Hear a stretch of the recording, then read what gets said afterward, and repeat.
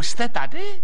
Takže můžeme vyrazit k zubaři. K zubaři? Říkala, že budeme jezdit na horských kolech po hřbitově. Bože, Barte, pokaždé na to mám neskočí.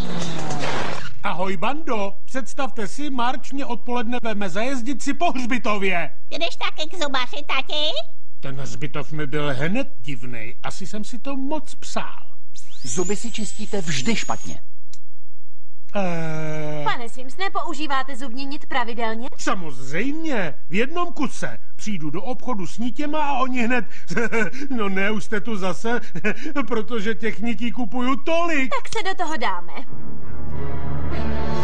Proboha, mi dásně, strašlivě to bolí. Ještě jsem nezačala. Já vím, ale z toho okna mi fouklo do pusy. Řeznice! Neboj se, broučku, ten pán měl určitě výjimečné potíže. A to ani nemám žádný potíže. Přišel jsem na běžnou preventivní prohlídku. Jau, ten brindák mě už krtí. To je všecko? Nebylo to tak zlý. Ústní hygiena